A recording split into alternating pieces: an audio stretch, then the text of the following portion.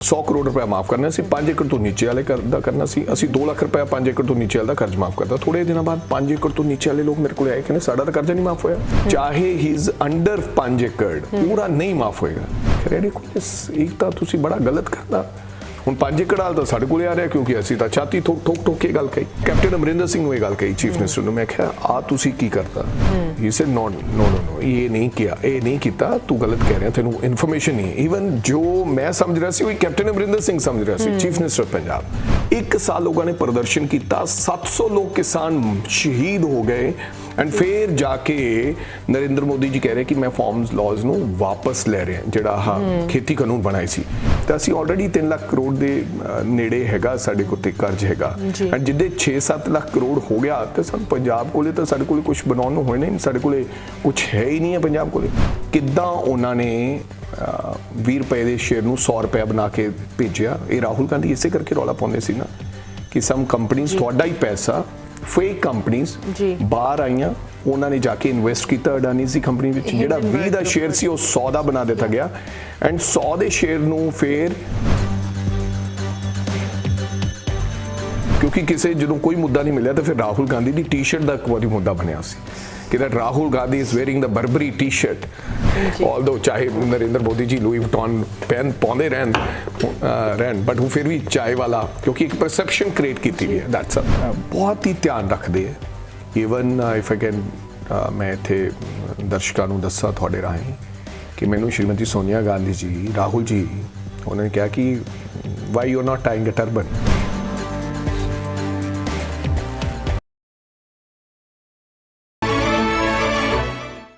ਪੰਜਾਬੀ ਦੇਖਦੇ ਹੋਏ ਸਾਰੇ ਦਰਸ਼ਕਾਂ ਨੂੰ ਮੇਰੇ ਵੱਲੋਂ ਪਿਆਰ ਭਰੀ ਸਤਿ ਸ਼੍ਰੀ ਅਕਾਲ ਤੁਹਾਡਾ ਸਵਾਗਤ ਪ੍ਰੋਗਰਾਮ ਅੱਜ ਦਾ ਮੁੱਦਾ ਦੇ ਵਿੱਚ ਮੈਂ ਤੁਹਾਡੀ ਹੋਸਟ ਆਸ਼ਮਿਤਾ ਸਾਰਿਆਂ ਨੂੰ ਸ਼ਾਮ ਦੇ ਪ੍ਰੋਗਰਾਮ ਦੇ ਵਿੱਚ ਇੱਕ ਵਾਰੀ ਫਿਰ ਨਿੱਘਾ ਸਵਾਗਤ ਕਰਦੇ ਹਾਂ ਯੂਨਾਈਟਿਡ ਸਟੇਟਸ ਦੇ ਵਿੱਚ ਇੱਕ ਵਾਰੀ ਫਿਰ ਇੱਕ ਹਿਸਟੋਰਿਕ ਵੱਡੇ ਪੱਧਰ ਤੇ ਇੱਕ ਫਾਰਮਰ ਪ੍ਰੈਜ਼ੀਡੈਂਟ ਨੂੰ ਕੋਰਟ ਅਤੇ ਕਚਹਿਰੀ ਦੇ ਚੱਕਰਾਂ ਦੇ ਵਿੱਚ ਪਰੇਡ ਕੀਤਾ ਜਾ ਰਿਹਾ ਇੱਕ ਕਿਸਮ ਦਾ ਅੱਜ ਦੇ ਪ੍ਰੋਗਰਾਮ ਦੇ ਵਿੱਚ ਤੁਹਾਡੇ ਨਾਲ ਕੁਝ ਵੱਡੀ ਪੋਲੀਟੀਕਲ ਹੈਡਲਾਈਨਸ ਸ਼ੇਅਰ ਕਰਾਂਗੇ ਯੂਨਾਈਟਿਡ ਸਟੇਟਸ ਦੇ ਪੋਲਿਟਿਕਸ ਤੋਂ ਲੈ ਕੇ ਅਸੀਂ ਇੰਡੀਆ ਵੱਲ ਤੁਰਾਂਗੇ ਬਿਕਾਜ਼ 2-3 ਵੱਡੇ ਇਸ਼ੂਜ਼ ਹਨ ਜੋ ਕਿ ਅੱਜ ਦੇ ਪ੍ਰੋਗਰਾਮ ਦੇ ਵਿੱਚ ਡਿਸਕਸ ਕੀਤੇ ਜਾਣਗੇ ਸਾਡੇ ਨਾਲ ਗੈਸਟ ਵੀ ਜੁੜੇ ਹਨ ਭਾਵੇਂ ਪੰਜਾਬੀ ਦੁਨੀਆ ਦੇ ਕਿਸੇ ਵੀ ਕੋਨੇ ਦੇ ਵਿੱਚ ਵਸਦੇ ਆ ਉਹਨਾਂ ਦੇ ਦਿਲ ਦੇ ਵਿੱਚ ਪੰਜਾਬ ਦਾ ਦਰਦ ਉਹਨਾਂ ਕੀ ਗੂੰਜਦਾ ਹੈ ਭਾਵੇਂ ਉਹ ਕਾਰੋਬਾਰ ਦੇ ਵਿੱਚ ਜਾਂ ਸੋਸ਼ਲ ਲਾਈਫ ਦੇ ਵਿੱਚ ਜਾਂ ਪੋਲੀਟੀਕਲ ਲਾਈਫ ਦੇ ਵਿੱਚ ਐਕਟਿਵ ਹੋਣ ਦੁਨੀਆ ਦੀ ਕਿਸੇ ਵੀ ਕੋਨੇ ਦੇ ਵਿੱਚ ਪੰਜਾਬ ਪੋਲਿਟਿਕਸ ਦੀ ਹਮੇਸ਼ਾ ਨਜ਼ਰ ਰਹਿੰਦੀ ਹੈ ਜੋ ਪੰਜਾਬ ਪੋਲਿਟਿਕਸ ਦੀ ਗੱਲ ਕਰਦੇ ਹਾਂ ਇਸ ਮਿਸ਼ਨ ਨੂੰ ਲੈ ਕੇ ਜਦੋਂ ਇਲੈਕਟਿਡ ਅਫੀਸ਼ੀਅਲਸ ਬਾਹਰਲੇ ਮੁਲਕਾਂ ਦੇ ਵਿੱਚ ਆਉਂਦੇ ਆ ਤੇ ਸਾਡਾ ਵੀ ਫਰਜ਼ ਬਣਦਾ ਉਹਨਾਂ ਤੋਂ ਪੁੱਛਣਾ ਕਿ ਤੁਸੀਂ NRIs ਲਈ ਕੀ ਮੈਸੇਜ ਲੈ ਕੇ ਆਏ ਹੋ ਤੇ ਅੱਜ ਸਾਡੇ ਨਾਲ ਇੱਕ ਇਹੋ ਜਿਹੇ ਹੀ ਗੈਸਟ ਮੌਜੂਦ ਹਨ ਜੋ ਕਿ ਇੱਕ ਰੀਸੈਂਟ ਟੂਰ ਦੇ ਵਿੱਚ ਆਪਣੀ ਪਾਰਟੀ ਲੀਡਰਸ਼ਿਪ ਦੇ ਨਾਲ ਪਹੁੰਚੇ ਹਨ ਯੂਨਾਈਟਿਡ ਸਟੇਟਸ ਦੇ ਵਿੱਚ ਤੇ ਅੱਜ ਸਾਡੇ ਨਿਊਯਾਰਕ ਸਿਟੀ ਸਟੂਡੀਓ ਪਹੁੰਚੇ ਹਨ ਸਭ ਤੋਂ ਪਹਿਲੇ ਤਾਂ ਮੈਂ ਸਵਾਗਤ ਕਰਦੀ ਹਾਂ ਅੱਜ ਸਾਡੇ ਸਪੈਸ਼ਲ ਗੈਸਟ ਦਾ ਨਿਊਯਾਰਕ ਦੇ ਵਿੱਚ ਅਤੇ ਜਸ ਸਟੂਡੀਓਜ਼ ਦੇ ਵਿੱਚ ਤੁਹਾਨੂੰ ਸਵਾਗਤ ਕਰਦੇ ਹਾਂ ਸਤਿ ਸ੍ਰੀ ਅਕਾਲ ਅਮਰਿੰਦਰ ਸਿੰਘ ਰਾਜਾ ਵੜਿੰਗ ਜੀ ਪੰਜਾਬ ਕਾਂਗਰਸ ਪ੍ਰੈਜ਼ੀਡੈਂਟ ਤੁਹਾਨੂੰ ਨਿਊਯਾਰਕ ਦੇ ਵਿੱਚ ਇੱਕ ਵਾਰੀ ਫਿਰ ਨਿੱਘਾ ਸਵਾਗਤ ਉਮੀਦ ਹੈ ਕਿ ਤੁਹਾਡਾ ਟ੍ਰਿਪ ਇੱਥੇ ਤੇ ਤੁਹਾਡੇ ਜੋ ਕਨੈਕਸ਼ਨਸ ਐਂਡ ਕਨਵਰਸੇਸ਼ਨਸ ਇੱਥੇ ਦੇ ਵਾਸਤੇ ਹੋਈ ਕਮਿਊਨਿਟੀ ਦੇ ਨਾਲ ਹੋ ਰਹੇ ਉਹ ਚੰਗੇ ਪਾਸੇ ਤੁਹਾਡੇ ਕੰਮ ਨੂੰ ਤੇ ਜੋ NRIs ਦੀ ਇੱਛਾ ਹੈਗੀ ਪੰਜਾਬ ਨੂੰ ਲੈ ਕੇ ਉਸ ਪਾਸੇ ਕਨਵਰਸੇਸ਼ਨਸ ਜਾ ਰਹੀਆਂ ਸਭ ਤੋਂ ਪਹਿਲੇ ਵੜਿੰਗ ਜੀ ਯੂਨਾਈਟਿਡ ਸਟੇਟਸ ਦੇ ਵਿੱਚ ਇਸ ਟ੍ਰਿਪ ਨੂੰ ਲੈ ਕੇ ਤੁਸੀਂ ਰਾਹੁਲ ਗਾਂਧੀ ਜੀ ਤੇ ਤੁਹਾਡੀ ਡੈਲੀਗੇਸ਼ਨ ਆਈ ਹੈ ਇਹ ਟ੍ਰਿਪ ਕਿਸ ਤਰ੍ਹਾਂ ਦਾ ਚੱਲ ਰਿਹਾ ਮੈਨੂੰ ਲੱਗ ਰਿਹਾ ਕਿ 2024 ਦੀਆਂ ਚੋਣਾਂ ਨੂੰ ਮੱਦੇਨਜ਼ਰ ਰੱਖਦੇ ਹੋਏ ਰਾਹੁਲ ਜੀ ਦੀ ਭਾਰਤ ਜੋੜੋ ਯਾਤਰਾ ਤੋਂ ਬਾਅਦ ਔਰ ਹਿਮਾਚਲ ਔਰ ਕਰਨਾਟਕਾ ਦੀ ਚੋਣ ਜਿੱਤਣ ਤੋਂ ਬਾਅਦ ਇਹ ਪਹਿਲਾ ਜਿਹੜਾ ਟ੍ਰਿਪ ਲੱਗ ਰਿਹਾ ਕਿਤੇ ਨਾ ਕਿਤੇ ਇੱਕ ਜਿਹੜੀ ਪਰਸੈਪਸ਼ਨ ਬਿਲਡਅਪ ਕੀਤੀ ਗਈ ਸੀ NRIs 'ਚ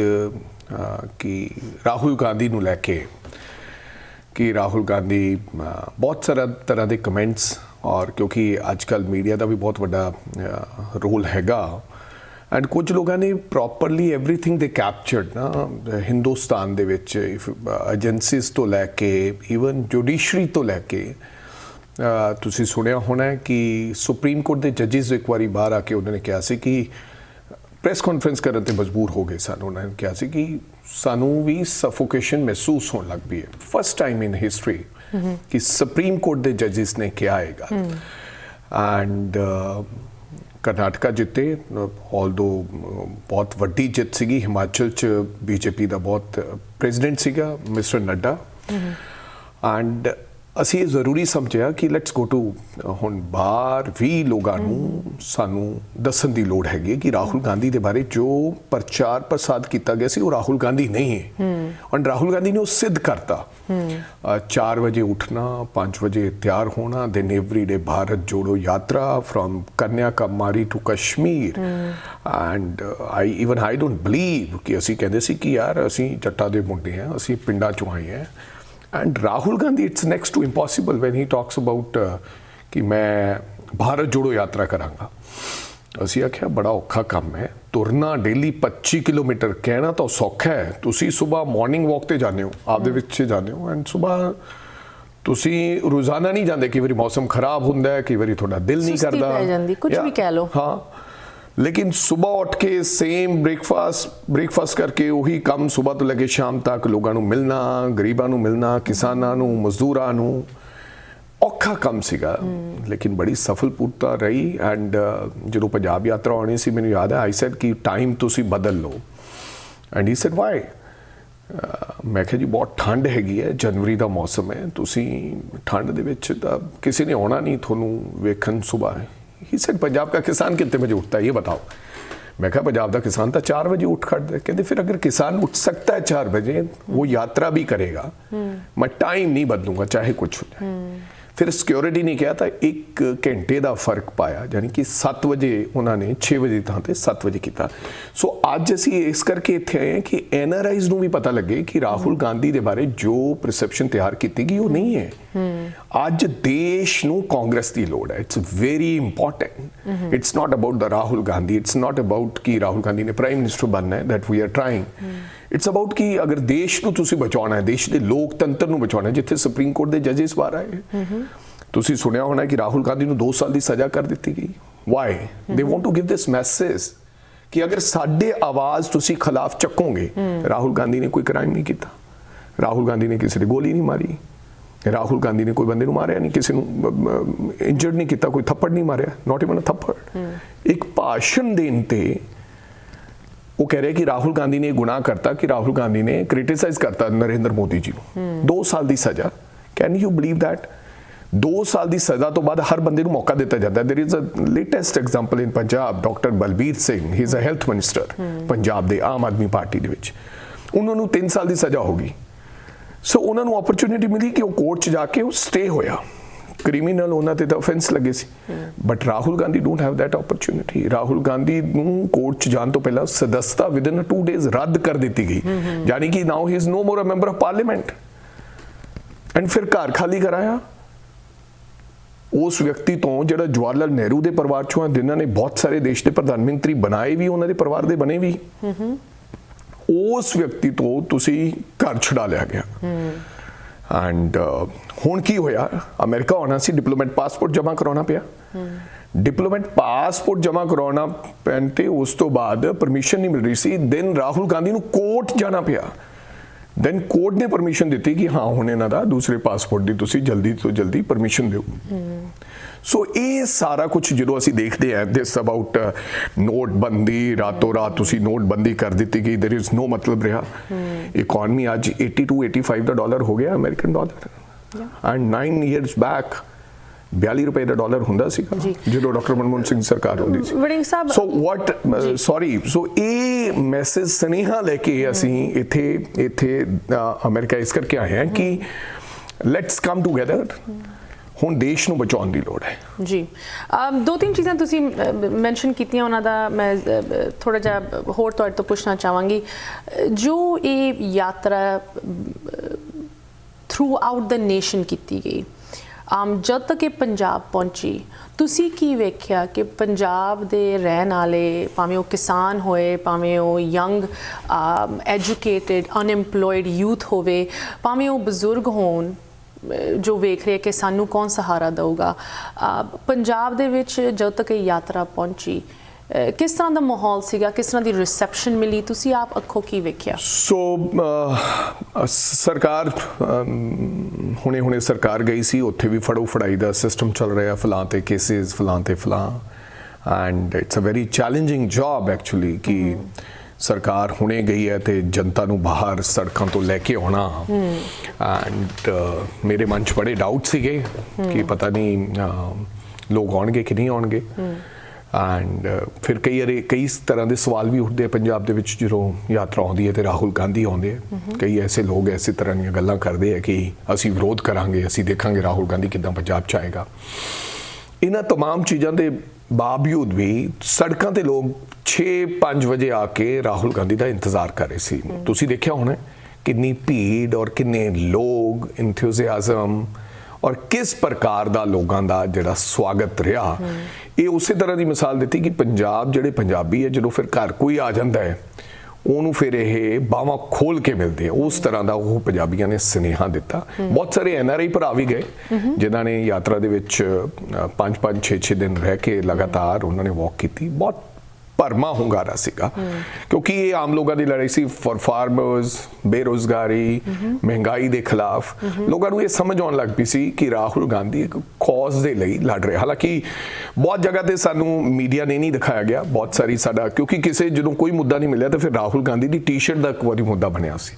ਕਿ that Rahul Gandhi is wearing the Burberry T-shirt. Although Burberry T-shirt ਦਾ ਹਰ ਵਿਅਕਤੀ ਆਮ ਪਿੰਡ ਦਾ ਮੁੰਡਾ ਵੀ ਪਾਈ ਬੈਠਾ ਹੈ ਤਾਂ ਸੋ ਕੋਈ ਕ੍ਰਿਟਿਸਿਜ਼ਮ ਨਹੀਂ ਸੀਗਾ ਬੀਜੇਪੀ ਚ ਕੋਲੇ। ਹੀ ਸੈਡ ਕਿ no such expensive T-shirt Rahul Gandhi is wearing. Although ਚਾਹੇ ਨਰਿੰਦਰ ਮੋਦੀ ਜੀ ਲੂਈ ਵੁਇਟਨ ਪੈਨ ਪਾਉਂਦੇ ਰਹਿਣ ਬਟ ਉਹ ਫਿਰ ਵੀ ਚਾਏ ਵਾਲਾ ਕਿਉਂਕਿ ਇੱਕ ਪਰਸੈਪਸ਼ਨ ਕ੍ਰੀਏਟ ਕੀਤੀ ਵੀ ਹੈ ਦੈਟਸ ਸੋ ਬਹੁਤ ਸੋਹਣਾ ਹੁੰਗਾਰਾ ਮਿਲਿਆ ਐਂਡ ਸਾਨੂੰ ਬੜਾ ਉਸ ਗੱਲ ਦਾ ਬੂਸਟ ਮਿਲਿਆ। ਦਿਸ ਕਰਨਾਟਕਾ ਐਂਡ ਹਿਮਾਚਲ ਜਿਹੜੀ ਮੈਂ ਸਮਝਦਾ ਕਿ ਜਿੱਤ ਹੋਈ ਹੈ ਇਹਦੇ ਵਿੱਚ ਭਾਰਤ ਜੋੜੋ ਯਾਤਰਾ ਦਾ ਇੱਕ ਬਹੁਤ ਵੱਡਾ ਯੋਗਦਾਨ ਹੈਗਾ ਕਿਉਂਕਿ ਜੋ ਤੁਸੀਂ ਸੜਕਾਂ ਤੇ ਉਤਰਦੇ ਹੋ ਪਬਲਿਕ ਲਈ, ਪਬਲਿਕ ਕਾਜ਼ਸ ਵਾਸਤੇ, ਤਾਂ ਫਿਰ ਤੁਹਾਨੂੰ ਜਨਤਾ ਜਿਹੜੀ ਹੈ ਉਹ ਸਾਥ ਦਿੰਦੀ ਹੈ। ਜਨਤਾ ਦੇ ਦਿਮਾਗ ਉੱਤੇ ਇੱਕ ਹੋਰ ਵੀ ਬਹੁਤ ਵੱਡਾ ਮੁੱਦਾ ਇਸ ਵੇਲੇ ਪੂਰੀ ਦੁਨੀਆ ਦੇ ਵਿੱਚ ਛਾਇਆ ਹੋਇਆ ਹੈ ਬਟ ਨੋ ਡਾਊਟ ਇੰਡੀਆ ਦੇ ਵਿੱਚ ਖਾਸ ਕਰਕੇ ਜਦੋਂ ਇਲੈਕਸ਼ਨਸ ਦੀ ਗੱਲ ਆਉਂਦੀ ਹੈ ਇਹ ਬਹੁਤ ਵੱਡੇ ਲੈਵਲ ਤੇ ਫੈਕਟਰ ਕਰੂਗਾ। ਕਾਂਗਰਸ ਦੀ ਜੋ ਇਹ ਡੈਲੀਗੇਸ਼ਨ ਰਾਹੁਲ ਗਾਂਧੀ ਜੀ ਤੁਸੀਂ ਇੱਥੇ ਪਹੁੰਚੇ ਹੋ ਨਿਊਯਾਰਕ ਦੇ ਵਿੱਚ, ਇਹਨੂੰ ਲੈ ਕੇ ਕੁਝ ਸਵਾਲ ਤੁਹਾਡੇ ਨਾਲ ਕਰ ਰਹੇ ਹਾਂ ਖਾਸ ਕਰਕੇ NRI ਕਮਿਊਨਿਟੀ ਦੇ ਜੋ ਵੱਡੇ ਕੰਸਰਨਸ ਹਨ ਪੰਜਾਬ ਨੂੰ ਲੈ ਕੇ ਕਿ ਹਰ ਇੱਕ ਪਾਰਟੀ ਦਾ ਨੁਮਾਇੰਦਾ ਇੱਥੇ ਆਉਂਦਾ ਹੈ, ਬਾਰ-ਬਾਰ ਉਹ ਵਾਅਦੇ ਕੀਤੇ ਜਾਂਦੇ ਕਿ NRIs ਲਈ ਸਹੂਲਤਾਂ ਦਿੱਤੀਆਂ ਜਾਣਗੀਆਂ, ਜੋ ਉਹਨਾਂ ਦੀ ਮੰਗਾਂ ਹੈਗੀਆਂ ਉਹਨਾਂ ਉੱਤੇ ਕੁਝ ਕੰਸੈਂਟਰੇਸ਼ਨ ਕੀਤੀ ਜਾਊਗੀ। ਇਸ ਤੋਂ ਪਹਿਲੇ ਕਿ ਅਸੀਂ ਜੋ ਦੇਸ਼ ਦੀ ਇਕਨੋਮੀ ਹੈਗੀ ਉਹਦੇ ਬਾਰੇ ਗੱਲ ਕਰੀਏ, NRIs ਦੇ ਨਾਲ ਅਸੀਂ ਗੱਲ ਮੈਸੇਜ ਲੈ ਕੇ ਤੁਸੀਂ ਸਾਨੂੰ ਦੱਸ ਰਹੇ ਸੀ ਕਿ ਕੀ ਮੈਸੇਜ ਲੈ ਕੇ ਤੁਸੀਂ ਆਏ ਹੋ। ਰਾਹੁਲ ਗਾਂਧੀ ਜੀ ਦੀ ਯਾਤਰਾ ਰਹੀ ਹੈ ਉਹਨੂੰ ਲੈ ਕੇ ਤੁਸੀਂ ਮੈਸੇਜਿੰਗ ਕਰ ਰਹੇ ਹੋ। ਵੜਿੰਗ ਜੀ, ਜੋ NRIs ਲਈ ਸਹੂਲਤਾਂ ਇਸ ਵੇਲੇ ਪੰਜਾਬ ਦੇ ਵਿੱਚ ਹਨ, ਭਾਵੇਂ ਉਹ ਡਿਵੈਲਪਮੈਂਟ ਤੌਰ ਤੇ ਹੋਏ ਕਿ ਉਹ ਇਨਵੈਸਟਮੈਂਟ ਪਾਉਣਾ ਚਾਹੁੰਦੇ ਆ, ਭਾਵੇਂ ਉਹ ਨਾਨ ਪ੍ਰੋਫਿਟ ਤੌਰ ਤੇ ਹੋਏ ਕਿ ਕਿਸੇ ਉਹ ਚੈਰੀਟੇਬਲ ਕਾਜ਼ ਦੇ ਵਿੱਚ ਕੁਝ ਕਰਨਾ ਚਾਹੁੰਦੇ ਆ, ਕੀ ਤੁਹਾਨੂੰ ਲੱਗਦਾ ਹੈ ਕਿ ਕਾਂਗਰਸ ਦੇ ਹੇਠ ਇਹ ਜੋ ਇੱਕ ਸਿੰਬਾਇਓਟਿਕ ਰਿਲੇਸ਼ਨਸ਼ਿਪ ਹੋਣੀ ਚਾਹੀਦੀ ਹੈ, ਹੱਥ ਦੇ ਨਾਲ ਹੱਥ ਮਿਲਾ ਕੇ ਕੰਮ ਹੋਣਾ ਚਾਹੀਦਾ ਹੈ NRIs ਦਾ ਤੇ ਲੋਕਲ ਇਲੈਕਟਿਡ ਅਫੀਸ਼ੀਅਲਸ, ਲੋਕਲ ਨੁਮਾਇੰਦਿਆਂ ਦਾ, ਉਹ ਕਾਂਗਰਸ ਦੇ ਵਿੱਚ ਕਿਸ ਤਰ੍ਹਾਂ ਇੰਪਰੂਵ ਹੋਏਗਾ? ਕਿਨ ਚੀਜ਼ਾਂ ਉੱਤੇ ਤੁਸੀਂ ਕਹਿ ਸਕਦੇ ਹੋ ਕਿ ਜ਼ਿਆਦਾ ਫੋਕਸ ਕੀਤਾ ਜਾਊਗਾ ਜਿੱਥੇ ਤੱਕ NRIs ਦੀ ਪ੍ਰਾਇੋਰਟੀਜ਼ ਹੈਗੀਆਂ ਪੰਜਾਬ ਲਈ? 100% ਜਦੋਂ ਵੀ ਕਾਂਗਰਸ ਪਾਰਟੀ ਦੀ ਗਵਰਨਮੈਂਟ ਆਈ ਹੈ ਕਾਫੀ ਜਿਹੜੇ ਰਿਸ਼ਤੇ ਸੀ NRIs ਦੇ ਨਾਲ ਉਹ ਮਜ਼ਬੂਤ ਕਰਨ ਦੀ ਕੋਸ਼ਿਸ਼ ਹੋਈ, ਲੇਕਿਨ ਮੈਂ ਸਮਝਦਾ ਕਿ ਬਹੁਤ ਸਾਰੀਆਂ ਜਿਹੜੀਆਂ ਚੀਜ਼ਾਂ ਸੀਗੀਆਂ ਜਿਹੜੀਆਂ NRIs ਚਾਹੁੰਦੇ ਨੇ ਉਹ ਅਸੀਂ ਉਹਨਾਂ ਨੂੰ ਗਰਾਊਂਡ ਲੈਵਲ ਤੇ ਇੰਪਲੀਮੈਂਟ ਨਹੀਂ ਕਰ ਸਕੇ। ਟੂ ਬੀ ਵੈਰੀ ਓਨੈਸਟ, ਸਰਕਾਰਾਂ ਜਦੋਂ ਆਉਂਦੀਆਂ ਬਹੁਤ ਸਾਰੀਆਂ ਸਰਕਾਰਾਂ ਜਿਹੜੀਆਂ ਬਿਊਰੋਕ੍ਰੇਸੀ ਤੇ ਬਹੁਤ ਡਿਪੈਂਡ ਹੋ ਜਾਂਦੀਆਂ। Like if I talk about Punjab ਦਾ ਅਸੀਂ ਕਰਜ਼ਾ ਮਾਫ ਕੀਤਾ, ਦ ਫਸਟ ਗਵਰਨਮੈਂਟ ਜਿਨ੍ਹਾਂ ਨੇ ਕਿਸਾਨਾਂ ਨੂੰ 2 ਲੱਖ ਰੁਪਏ ਦਾ ਕਰਜ਼ ਮਾਫ ਕੀਤਾ ਜਿਹੜੇ ਬਿਲੋ 5 ਏਕੜ ਤੋਂ ਨੀਚੇ ਸੀਗੇ। ਸੋ ਅਸੀਂ ਬੜਾ ਛਾਤੀ ਠੋਕ ਕੇ ਇਨ ਵਿਧਾਨ ਸਭਾ ਵੀ ਸੈਡ ਕਿ ਅਸੀਂ 2 ਲੱਖ ਰੁਪਏ ਦਾ ਕਰਜ਼ਾ ਮਾਫ ਕਰਤਾ। ਐਂਡ ਈਵਨ ਮੈਨੂੰ ਯਾਦ ਹੈ ਕਿ ਮੈਂ ਜਦੋਂ ਬੋਲਣ ਲੱਗਿਆ ਵਿਧਾਨ ਸਭਾ 'ਚ ਤੇ ਮੈਨੂੰ ਸੁਰੇਸ਼ ਕੁਮਾਰ ਜੀ ਉੱਥੇ ਪ੍ਰਿੰਸੀਪਲ ਸੈਕਟਰੀ ਹੁੰਦੇ ਸੀ ਮੁੱਖ ਮੰਤਰੀ ਸਾਹਿਬ ਦੇ, ਹੀ ਸੈਡ ਕਿ our state is the only state where we are giving 2 lakh ਰੁਪਏ ਦਾ ਚਲੋ I was very happy 5 ਏਕੜ ਤੋਂ ਨੀਚੇ ਵੱਲ ਨੂੰ 2 ਲੱਖ ਰੁਪਏ ਮਿਲਣਾ ਸੀਗਾ ਲੇਕਿਨ ਥੋੜੇ ਜਿਹੇ ਦਿਨਾਂ ਤੋਂ ਬਾਅਦ ਕਿਉਂਕਿ ਬਿਊਰੋਕਰੇਟਸ ਨੇ ਉਹ ਸਾਰਾ ਜਿਹੜਾ ਤੈਅ ਕੀਤਾ ਸੀਗਾ 8500 ਕਰੋੜ ਰੁਪਏ ਮਾਫ ਕਰਨਾ ਸੀ it's a very huge amount although ਮੈਂ ਇਸ ਗੱਲ ਦਾ ਵਿਰੋਧੀ ਸਾਂ ਮੈਂ ਪਹਿਲੀ ਜਿਹੜੀ ਮੀਟਿੰਗ 'ਚ ਕਿਹਾ ਸੀ ਕਿ ਲੈਟਸ ਤੁਸੀਂ 8500 ਕਰੋੜ ਰੁਪਇਆ ਨਾਲ ਕਰਜ਼ ਸਾਰਾ ਮਾਫ ਨਹੀਂ ਹੋਣਾ ਵਿੱਚ ਹੀ ਰਹਿ ਜਾਏਗਾ ਮੈਨੂੰ ਯਾਦ ਹੈ ਫਰਸਟ ਮੀਟਿੰਗ ਦੇ ਵਿੱਚ ਮੈਨੂੰ ਬੁਲਾਇਆ ਗਿਆ ਸੀਗਾ ਸੋ ਤੁਸੀਂ ਇਹ ਕਰੋ ਕਿ ਅਸੀਂ ਇਹਦੇ ਨਾਲ ਅਸੀਂ ਹੈਲਥ ਤੇ ਐਜੂਕੇਸ਼ਨ ਤੇ ਜ਼ੋਰ ਦਿੰਦੇ ਹਾਂ ਹੈਲਥ ਨੀਡਸ ਅ 3000 CR 3000 ਕਰੋੜ ਤੇ 3000 4000 ਕਰੋੜ ਨਾ ਅਸੀਂ ਜਿਹੜਾ ਹੈਗਾ ਐਜੂਕੇਸ਼ਨ ਦਾ ਇਨਫਰਾਸਟ੍ਰਕਚਰ ਸੁਧਾਰ ਲੈ ਕੇ ਆ ਸਕਦੇ ਬਿਕੋਜ਼ ਸਾਡੇ ਕੋਲੇ ਵੈਲ ਲੋਕੇਟਡ ਲੋਕੇਸ਼ਨਸ ਹੈਗੀਆਂ ਹਰ ਸ਼ਹਿਰਾਂ ਦੇ ਵਿੱਚ ਚੰਗੀ ਜਗ੍ਹਾ ਤੇ ਸਾਡੇ ਕੋਲੇ ਹਸਪੀਟਲ ਹੈਗੇ ਹੈ ਚੰਗੀਆਂ ਬਿਲਡਿੰਗਸ ਹੈਗੀਆਂ ਬਟ ਸਾਡੇ ਕੋਲੇ ਉਹਨਾਂ ਨੂੰ ਚਲਾਉਣ ਵਾਸਤੇ ਕੋਈ 5-5 4-4 ਕਰੋੜ ਰੁਪਏ ਲੱਗਦਾ ਹੈ ਇੱਕ ਹਸਪੀਟਲ ਤੇ ਸਾਰੇ ਉਹਦੇ 'ਚ ਸਿਸਟਮ ਲੈ ਕੇ ਆਉਣ ਵਾਸਤੇ ਸੋ ਆਪਾਂ ਉਹ ਲਾ ਦਈਏ let start with health and then with education ਤੇ ਫਿਰ ਲੋਕਾਂ ਨੂੰ ਕਵਾਂਗੇ ਸਾਨੂੰ ਹੁਣ ਮੌਕਾ ਦਿਓ ਅਸੀਂ 2 ਸਿਸਟਮ ਨੂੰ ਚੰਗੀ ਤਰ੍ਹਾਂ ਸੁਧਾਰ ਲਿਆ ਗਿਆ ਪਰ ਨਹੀਂ ਇਹ ਕੰਮ ਹਮੇਸ਼ਾ ਚੱਲਦਾ ਨਹੀਂ ਹੈ ਤੁਹਾਨੂੰ because for this you need a ਪੂਰੀ ਵਿਲ ਪਾਵਰ ਕਿ ਤੁਸੀਂ ਕੁਝ ਕਰਨਾ ਚਾਹੁੰਦੇ ਹੋ ਚਲੋ ਕਿਸੇ ਨੇ ਮੇਰੀ ਸੁਣੀ ਨਹੀਂ ਕਹਿੰਦੇ ਨਹੀਂ ਇਹ ਤਾਂ ਵਾਅਦਾ ਕੀਤਾ ਵਾਅਦਾ ਪੂਰਾ ਕਰਨਾ ਸੋ ਮੈਂ ਕਿੱਥੇ ਆ ਰਿਹਾ ਸੀਗਾ 100 ਕਰੋੜ ਰੁਪਏ ਮਾਫ ਕਰਨਾ ਸੀ 5 ਏਕੜ ਤੋਂ ਨੀਚੇ ਵਾਲੇ ਦਾ ਕਰਨਾ ਸੀ ਅਸੀਂ 2 ਲੱਖ ਰੁਪਏ 5 ਏਕੜ ਤੋਂ ਨੀਚੇ ਵਾਲੇ ਦਾ ਕਰਜ਼ ਮਾਫ ਕਰਦਾ ਥੋੜੇ ਦਿਨਾਂ ਬਾਅਦ 5 ਏਕੜ ਤੋਂ ਨੀਚੇ ਵਾਲੇ ਲੋਕ ਮੇਰੇ ਕੋਲ ਆਏ ਕਹਿੰਦੇ ਸਾਡਾ ਤਾਂ ਕਰਜ਼ਾ ਨਹੀਂ ਮਾਫ ਹੋਇਆ ਆਈ ਸੈਡ ਕਿਵੇਂ ਨਹੀਂ ਹੋਇਆ ਦਿਸ ਇਜ਼ ਫॉर ਐਵਰੀਬਾਡੀ ਫਿਰ ਮੈਂ ਇੱਧਰ ਉੱਧਰ ਦੇਖਿਆ ਕਿਸੇ ਨੂੰ ਗਵਰਨਮੈਂਟ 'ਚ ਨਹੀਂ ਪਤਾ ਸੀਗਾ ਮੈਂ ਇੱਧਰ ਉੱਧਰ ਜਦੋਂ ਪੁੱਛਿਆ ਤੇ ਦੇ ਸੈਡ ਕਿ ਭਾਈ ਜਿਹੜਾ ਕਰਜ਼ਾ 2 ਲੱਖ ਤੋਂ 1000 ਰੁਪਇਆ ਵੀ ਉੱਪਰ ਹੈ ਚਾਹੇ ਹੀ ਇਜ਼ ਅੰਡਰ 5 ਏਕੜ ਪੂਰਾ ਨਹੀਂ ਮਾਫ ਹੋਏਗਾ ਮੈਂ ਕਿਹਾ ਰੈਡੀਕੁਲਸ ਇਹ ਤਾਂ ਤੁਸੀਂ ਬੜਾ ਗਲਤ ਕਰਦਾ ਹੁਣ 5 ਏਕੜ ਵਾਲਾ ਤਾਂ ਸਾਡੇ ਕੋਲੇ ਆ ਰਿਹਾ ਕਿਉਂਕਿ ਅਸੀਂ ਤਾਂ ਛਾਤੀ ਠੋਕ ਕੇ ਗੱਲ ਕਹੀ ਸੋ ਮੈਂ ਕੈਪਟਨ ਅਮਰਿੰਦਰ ਸਿੰਘ ਨੂੰ ਇਹ ਗੱਲ ਕਹੀ ਚੀਫ ਮਿਨਿਸਟਰ ਨੂੰ ਮੈਂ ਕਿਹਾ ਆ ਤੁਸੀਂ ਕੀ ਕਰਦਾ ਹੀ ਸੈਡ ਨੋ ਇਹ ਨਹੀਂ ਕੀਤਾ ਤੂੰ ਗਲਤ ਕਹਿ ਰਿਹਾ ਤੈਨੂੰ ਇਨਫੋਰਮੇਸ਼ਨ ਨਹੀਂ ਈਵਨ ਜੋ ਮੈਂ ਸਮਝ ਰਿਹਾ ਸੀ ਉਹ ਕੈਪਟਨ ਅਮਰਿੰਦਰ ਸਿੰਘ ਸਮਝ ਰਿਹਾ ਸੀ ਚੀਫ ਮਿਨਿਸਟਰ ਪੰਜਾਬ ਬਿਊਰੋਕ੍ਰੇਸੀ ਉਹਨਾਂ ਨੇ ਹੀ ਕਾਲਡ ਪ੍ਰਿੰਸੀਪਲ ਸੈਕਟਰੀ ਤੇ ਉਹਨਾਂ ਨੂੰ ਬੁਲਾਇਆ ਵੀ ਭਾਈ ਆ ਦੱਸੋ ਰਾਜਾ ਕੀ ਕਹਿ ਰਿਹਾ ਠੀਕ ਹੈ ਸੋ ਦੈਨ ਬਿਊਰੋਕਰੇਟ ਸੈਡ ਕਿ ਹਾਂ ਜੀ ਇਹ ਠੀਕ ਕਹਿ ਰਹੇ ਹੈ ਹੀ ਸੈਡ ਵਾਟ ਇਹ ਕੀ ਕੀਤਾ ਤੁਸੀਂ ਉਹ ਕਹਿੰਦੇ ਸਰ ਸਾਡੇ ਕੋਲ ਪੈਸਾ ਨਹੀਂ ਸੀ 16000 ਕਰੋੜ ਰੁਪਏ ਚਾਹੀਦਾ ਜੇ ਅਸੀਂ ਸਾਰੇ 5 ਏਕੜ ਤੋਂ ਨੀਚੇ ਵਾਲਿਆਂ ਨੂੰ 2 ਲੱਖ ਰੁਪਏ ਦਾ ਇਸ ਕਰਕੇ ਅਸੀਂ ਜਿਨ੍ਹਾਂ ਦਾ ਕਰਜ਼ਾ 2 ਲੱਖ ਤੋਂ 1000 ਵੀ ਉੱਪਰ ਸੀ ਪੂਰਾ ਅਸੀਂ 1 ਰੁਪਇਆ ਵੀ ਨਹੀਂ ਮਾਫ ਕੀਤਾ ਜਿਹੜਾ 199 ਸੀਗਾ ਜਾਂ 2 ਲੱਖ ਸੀ ਉਹਦਾ ਸਾਰਾ ਕਰਜ਼ਾ ਮਾਫ ਹੋ ਗਿਆ ਸੋ ਮੈਂ ਕਿਹਾ ਠੀਕ ਹੈ if you don't have 16000 crore ਰੁਪਏ ਬਿਲਕੁਲ ਵੈਲ ਮੀਨਿੰਗ ਤੁਹਾਡੇ ਕੋਲ ਪੈਸੇ ਨਹੀਂ ਹੈ ਪਰ ਤੁਸੀਂ ਫਿਰ 1 ਲੱਖ ਕਰ ਦਿੰਦੇ ਸਭ ਦਾ ਰੈਂਡਮਲੀ 5 ਲੱਖ ਤੋਂ ਤੁਸੀਂ 5 ਏਕੜ ਤੋਂ ਨੀਚੇ ਵਾਲਾ ਦਾ ਸਭ ਦਾ 1 ਲੱਖ ਕਰ ਦਿੰਦੇ ਅਸੀਂ ਸੇਮ ਅਮਾਉਂਟ ਨਾਲ ਪਾਸ ਕਰ ਲੈਂਦੇ ਜੀ ਵਿਡਿੰਗ ਸਾਹਿਬ ਇਹਦੇ ਨਾਲ ਤਾਂ ਲੱਗਦਾ ਹੈ ਕਿ ਕਾਂਗਰਸ ਪਾਰਟੀ ਵੀ ਉਸੇ ਬਿਊਰੋਕ੍ਰੇਸੀ ਦਾ ਸ਼ਿਕਾਰ ਹੈ ਜੋ ਬਾਕੀ ਪਾਰਟੀਆਂ ਦੀ ਅਸੀਂ ਗੱਲ ਮੈਂ ਤੁਹਾਨੂੰ ਉਹੀ ਕਹਿ ਰਿਹਾ ਬਿਲਕੁਲ 100% ਜਿੰਨਾ ਚਿਕਰ ਪ੍ਰੈਕਟੀਕਲ ਲੋਕ ਨਹੀਂ ਆਉਣਗੇ ਉਹਨਾਂ ਨੇ ਅਗਰ ਲੱਖ ਰੁਪਇਆ ਕੀਤਾ ਹੁੰਦਾ ਤਾਂ ਸਾਨੂੰ ਉਹਦਾ ਕੋਈ ਬੈਨੀਫਿਟ ਨਹੀਂ ਹੋਇਆ ਕਿਉਂਕਿ ਵਿਚਾਰਾ ਗਰੀਬ ਦਾ ਤੜਫ ਰਿਹਾ ਸੀਗਾ ਐਂਡ ਉਹਨੂੰ ਪੈਸੇ ਨਹੀਂ ਮਿਲੇ ਜੋ ਸਭ ਤੋਂ ਛੋਟੇ ਲੈਂਡ ਹੋਲਡਿੰਗਸ ਯੈਸ ਉਹਨਾਂ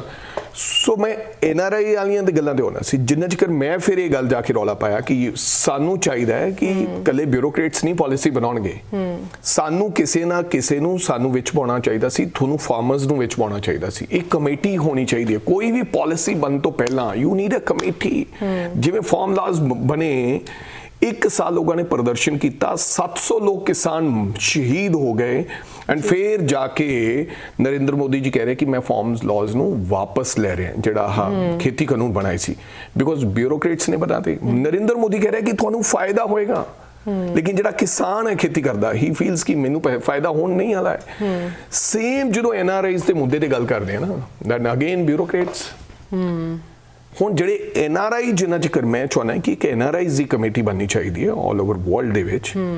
ਹਰ ਪ੍ਰਦੇਸ਼ ਦੀ ਇੱਕ ਰੈਕੋਗਨਾਈਜ਼ਡ ਗਵਰਨਮੈਂਟ ਤੋਂ ਕੋਈ ਐਸਾ ਹੋਣਾ ਚਾਹੀਦਾ ਕਿ ਉਹ ਕਮੇਟੀ ਬਣੇ ਸੋ ਦੈਟ ਦੇ ਰਿਪਰੈਜ਼ੈਂਟ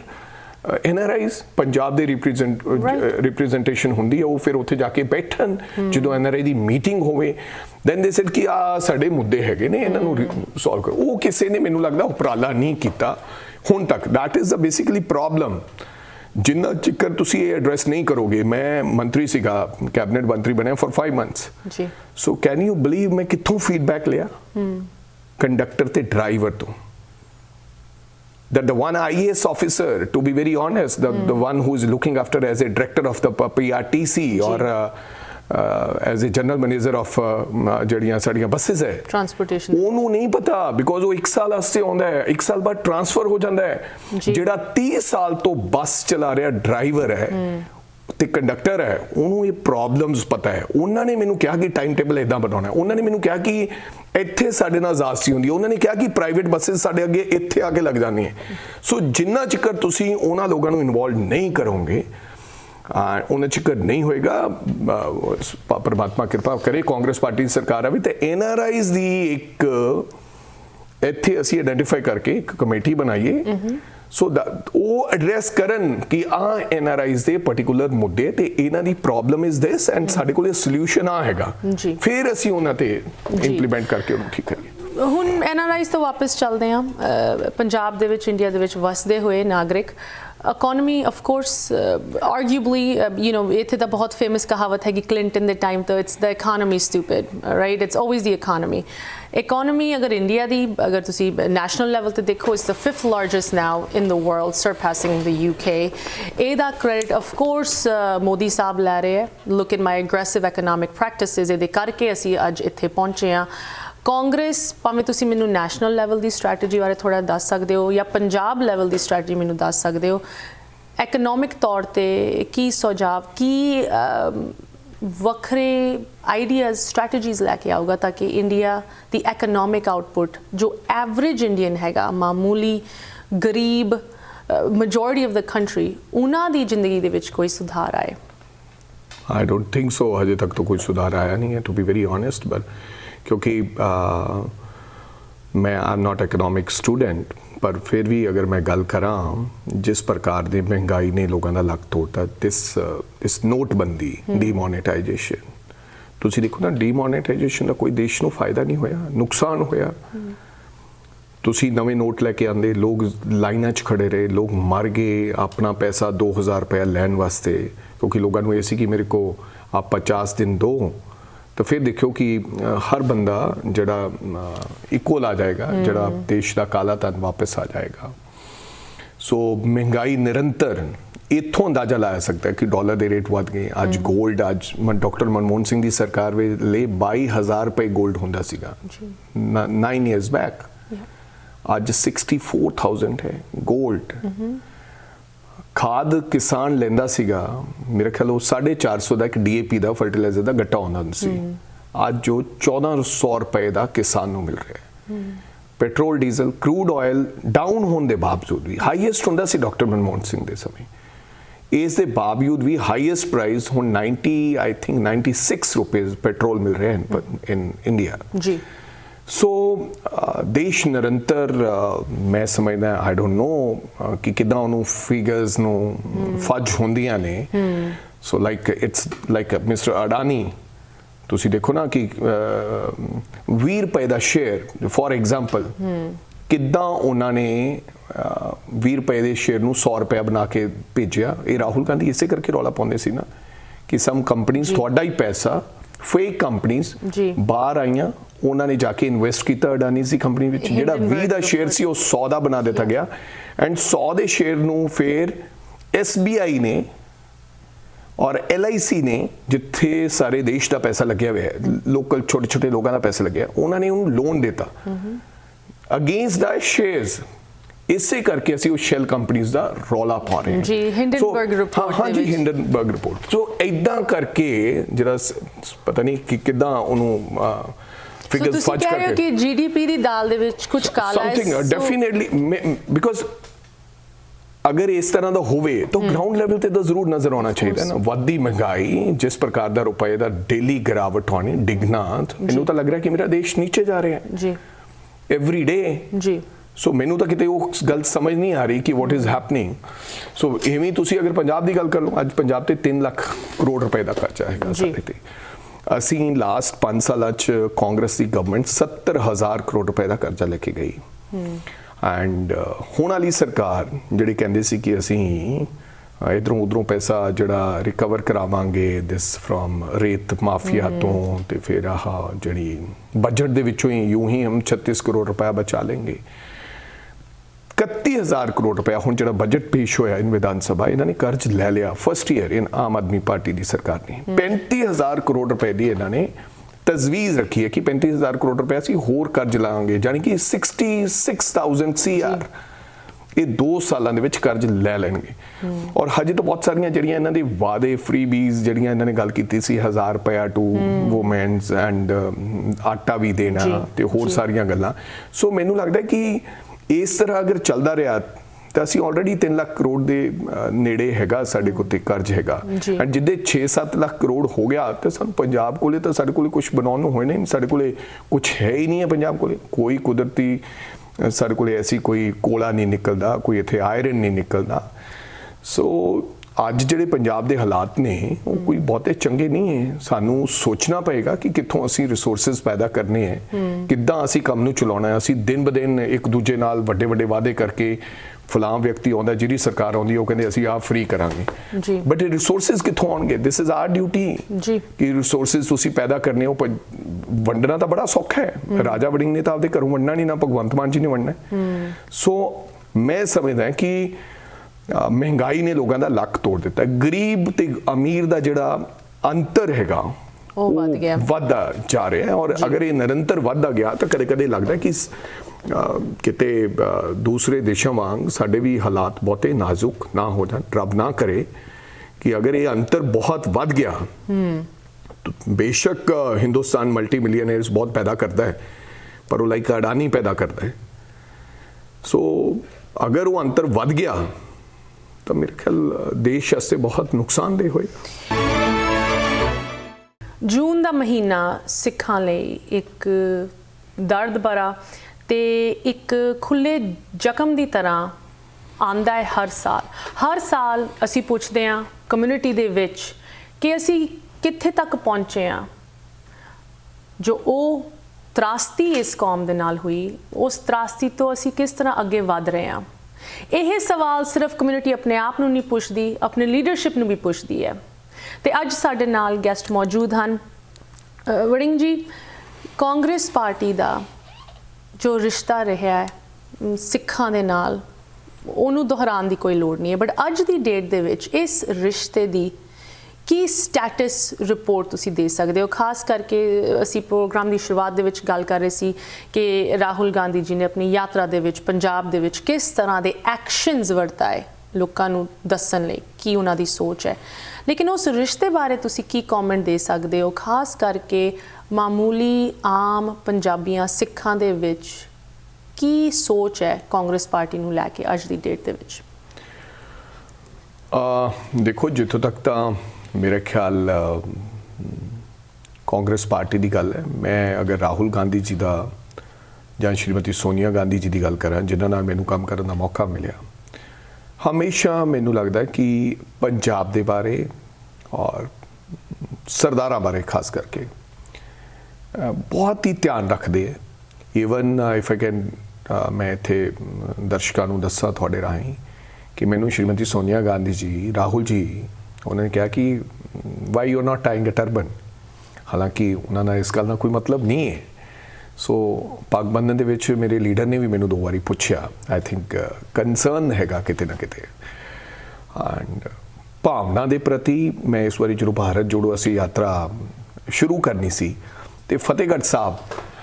शहीदी जोड़ मेला चल रहा सी, शहादत दे दिन चल रहे सी, बहुत वड्डी शहादत सी गुरुआं दी, ਸਾਹਿਬਜ਼ਾਦਿਆਂ ਦੀ। ਤੇ ਅਸੀਂ ਉੱਥੋਂ ਬੇਸਿਕਲੀ ਫਤਿਹਗੜ੍ਹ ਸਾਹਿਬ ਤੋਂ ਨਕਮਸਤਕ ਹੋ ਕੇ ਸੁਬਾ ਮੱਥਾ ਟੇਕ ਕੇ ਤੇ ਸਾਰੀ ਯਾਤਰਾ ਸ਼ੁਰੂ ਕਰਨੀ ਸੀ। ਅਸੀਂ ਪਹਿਲਾਂ ਵਾਲਾ ਜਿਹੜਾ ਪੜਾਅ ਸੀ ਉਹਨੂੰ ਕੱਟ ਦਿੱਤਾ ਸੀਗਾ। ਅਸੀਂ ਆਖਿਆ ਮੱਥਾ ਟੇਕੇ ਤੋਂ ਬਿਨਾ ਫਤਿਹਗੜ੍ਹ ਸਾਹਿਬ ਤੋਂ ਨਹੀਂ ਹੋਏਗਾ। ਜਿਹੜੀ ਸਾਡੀ ਪ੍ਰਪੋਜ਼ਲ ਸੀਗੀ ਤੇ ਉਹਨਾਂ ਨੂੰ ਭੇਜ ਸੀ, ਉਹਨਾਂ ਨੇ ਮਨਜ਼ੂਰ ਕਰ ਲਈ। ਐਂਡ ਆਲ ਆਫ ਸਡਨ ਕਾਲ ਆਉਂਦੀ ਹੈ ਕਿ ਰਾਹੁਲ ਗਾਂਧੀ ਇਹ ਕਹਿੰਦੇ ਹੈ ਵੀ ਤੁਸੀਂ ਹਰਿਆਣਾ ਪਹੁੰਚੋ, ਮੈਂ ਤੇ ਪ੍ਰਤਾਪ ਸਿੰਘ ਬਾਜਵਾ ਨੂੰ। ਅਸੀਂ ਹਰਿਆਣਾ ਪਹੁੰਚੇ, 에ਅਰਕ੍ਰਾਫਟ ਤਿਆਰ ਸੀਗਾ। ही सेड कि आप अमृतसर साहिब चलना है। असी फिर उतों ही फोन वोन इधर उधर अमृतसर साहब गए। दैन ही सेड कि यार कोई पगड़ी बांधने वाला आदमी बुलाओ। हुण असी राहुल गांधी नूं नहीं कह सकते कि पगड़ी बनो तुसी। कई लोग कहते कि शायद असी क्या होएगा, क्योंकि राहुल गांधी जी बहुत बारी रुमाल बन के उत्थे गए है, पगड़ी बन के गए ही नहीं, इस तो पहला भी अमृतसर साहब गए, तो ही सेड कि नहीं मैं पगड़ी बन के जाना चाहना है। फिर ਅਸੀਂ पगड़ी बंधन वाला सद्या,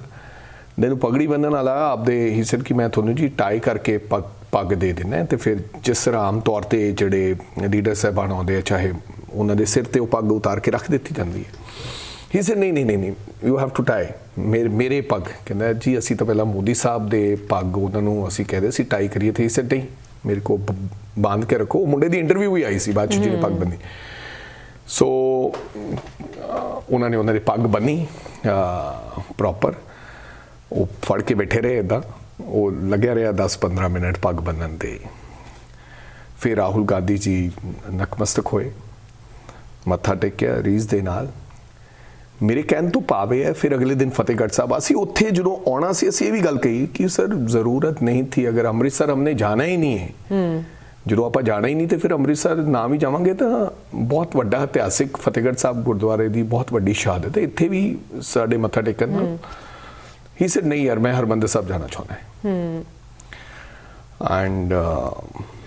हरमंदिर साहब मत्था टेकिया, फिर फतेहगढ़ साहब गए, भावना पंजाबियों के प्रति बहुत ज़्यादा, एंड राहुल गांधी फील्स कि पंजाब भी जेड़े हैगे हर जगह ते अपनी जगह बना लेंगे, ये सच कह रहे मैं थोड़ा। घल्लूघारा बहुत दुखदाई घटना है पंजाबियों के वास्ते,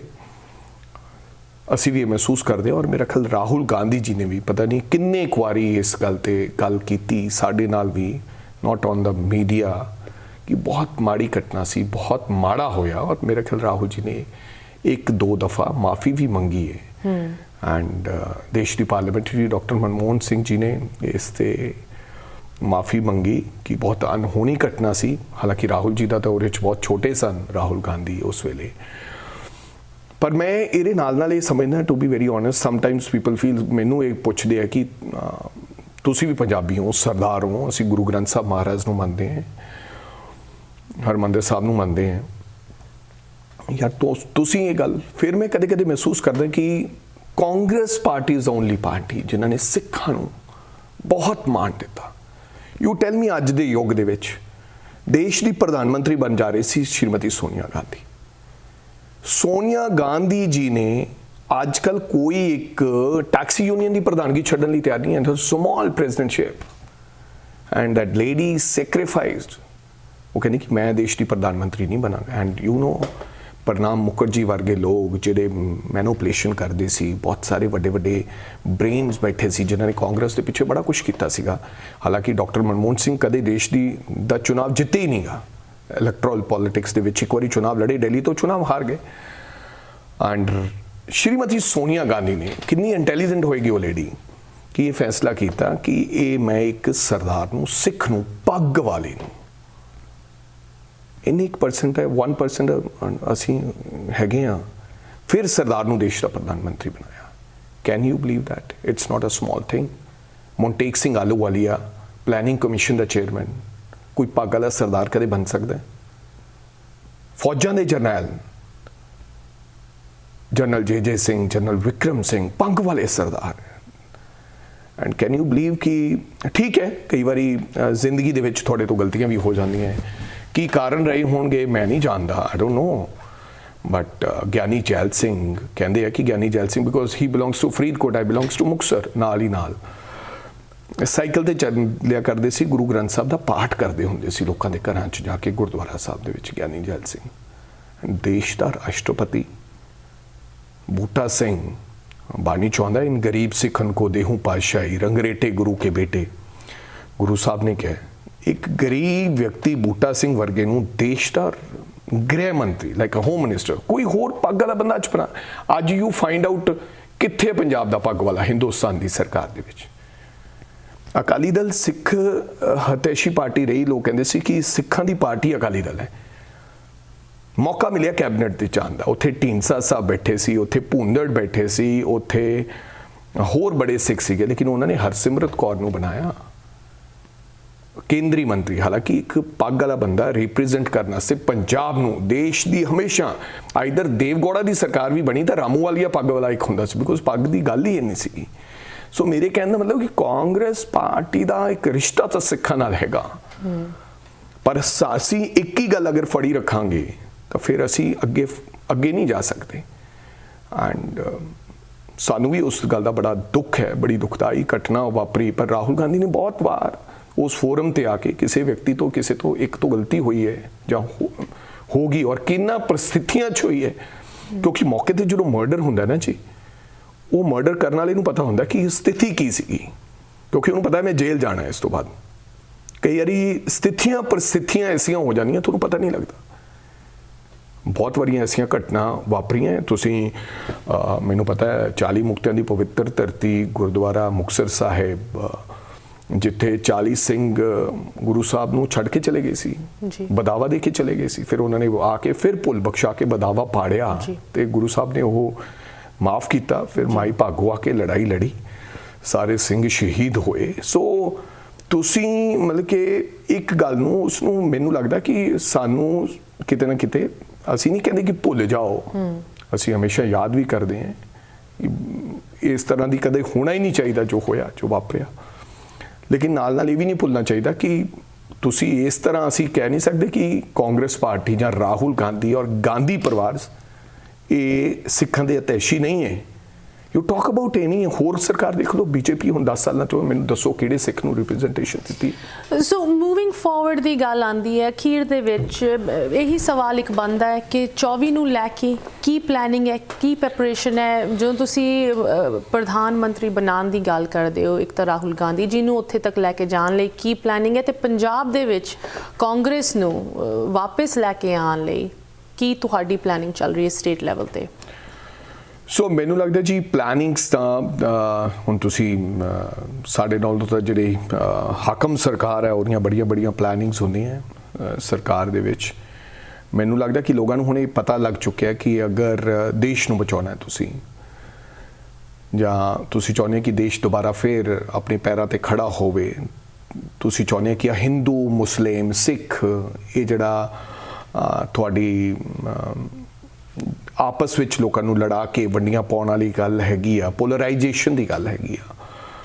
ਇਸ ਤੋਂ ਲੋਕ ਹੁਣ ਬਹੁਤ ਪਰੇਸ਼ਾਨ ਆਏ ਨੇ, ਬਹੁਤ ਤੰਗ ਨੇ। ਮੈਨੂੰ ਲੱਗਦਾ ਇਸ ਕਰਕੇ ਵੀ ਲੋਕ ਕਾਂਗਰਸ ਨੂੰ ਵਾਪਸ ਵੇਖਣਾ ਚਾਹੁੰਦੇ ਨੇ। ਉਹ ਚਾਹੁੰਦੇ ਨੇ ਕਿ ਹੁਣ ਨਰਿੰਦਰ ਮੋਦੀ ਜਾਣਾ ਚਾਹੀਦਾ ਹੈ। ਬਹੁਤ ਸਾਰੇ ਹੋਰ ਮੁੱਦੇ ਨੇ ਵੀ ਇਹ ਦੇਸ਼ ਦੀ, ਮੈਂ ਤੁਹਾਨੂੰ ਆਖਿਆ ਕਿ ਇਕਨੋਮੀ ਦਾ ਬਹੁਤ ਮਾੜਾ ਹਾਲ ਹੈ ਦੇਸ਼ 'ਚ, ਬੇਰੁਜ਼ਗਾਰੀ ਬਹੁਤ ਹੈ, ਮਹਿੰਗਾਈ ਬਹੁਤ ਵੱਧ ਗਈ ਹੈ। ਅਨਦਰ ਥਿੰਗ, ਉਹ ਵਿਅਕਤੀ ਕਿਸੇ ਨੂੰ ਸੁਣ ਲਈ ਤਿਆਰ ਨਹੀਂ ਹੈ।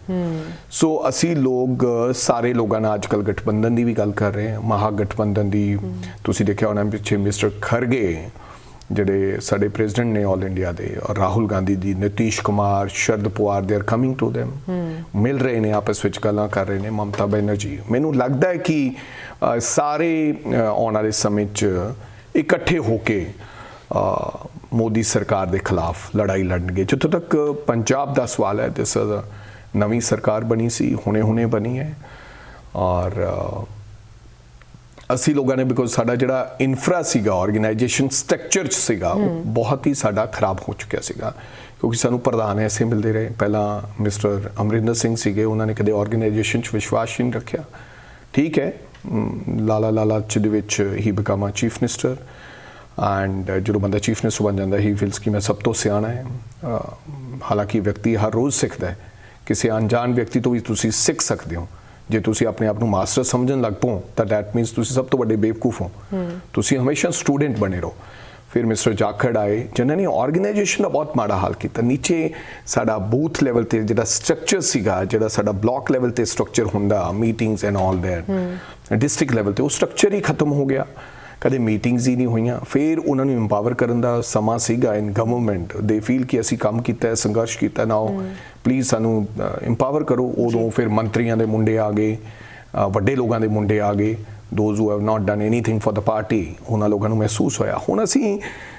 ਸਟਰਕਚਰ ਰੀਬਿਲਡ ਕੀਤਾ। ਮੈਂ ਲੋਕਾਂ ਦਾ, ਮੈਂ 31 ਮੈਂਬਰੀ ਕਮੇਟੀਜ਼ ਅਸੀਂ ਬਲਾਕ ਲੈਵਲ ਤੇ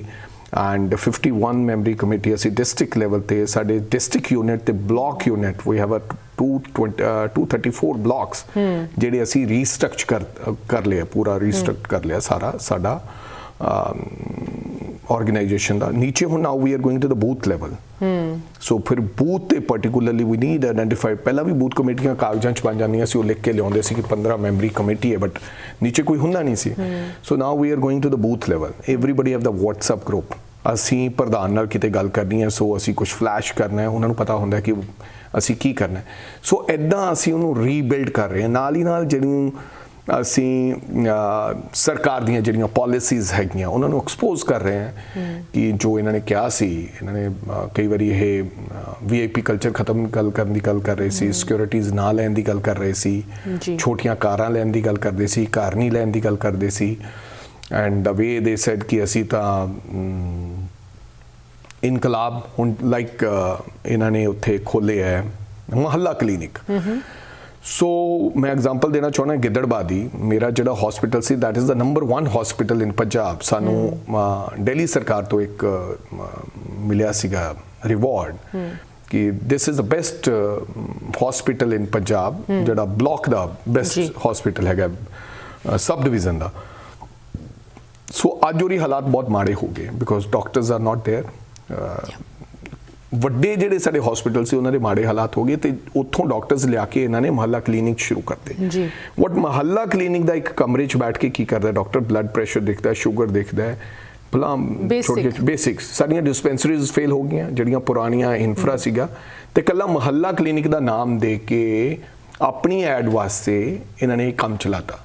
ਸੋ ਇਹੋ ਜਿਹੀਆਂ ਚੀਜ਼ਾਂ ਨੂੰ ਅਸੀਂ ਐਕਸਪੋਜ਼ ਕਰਦੇ ਹੈਗੇ ਰੇਤ ਦਾ ਸੇਮ ਇਟਸ ਹੈਪਨਿੰਗ ਫॉर ਰੇਤ ਮਾਈਨਿੰਗ ਸਾਡੇ ਵੇਲੇ ਵੀ ਬਹੁਤ ਹੋਈ ਜਿਹੜਾ ਕੋਈ ਤੋੜ ਨਹੀਂ ਲੱਭਿਆ ਹਾਲਾਂਕਿ ਪੰਜਾਬ ਦੀ ਵਿਧਾਨ ਸਭਾ 'ਚ ਮੈਂ ਖੜੇ ਹੋ ਕੇ ਗਿਆ ਸੀਗਾ ਮੈਂ ਕਿਹਾ 2005 'ਚ ਮੈਂ ਘਰ ਬਣਾਇਆ ਸੀ ਤੇ ਉਦੋਂ ਰੇਤਾ ਫ੍ਰੀ ਹੁੰਦਾ ਸੀਗਾ ਸੋ ਤੁਸੀਂ ਅੱਜ ਸਾਰੀਆਂ ਜਿਹੜੀਆਂ ਪੋਕਲੇਨਸ ਤੇ ਮਸ਼ੀਨਸ ਹੈ ਬੰਦ ਕਰ ਦਿਓ ਤੇ ਹਰ ਬੰਦੇ ਵਾਸਤੇ ਰੇਤ ਫ੍ਰੀ ਕਰ ਦਿਓ ਬਟ ਕੋਈ ਮੰਨਿਆ ਨਹੀਂ ਬਹੁਤ ਸਾਰੀ ਇਨਵੋਲਵਮੈਂਟ ਵਿੱਚ ਬਿਊਰੋਕ੍ਰੇਸੀ ਯਾ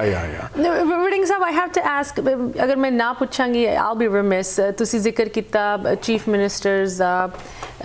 ਲੌਂਗ ਟਰਮ ਤੁਹਾਡੀ ਕੋਈ ਐਸਪੀਰੇਸ਼ਨਸ ਉਸ ਕੁਰਸੀ ਲਈ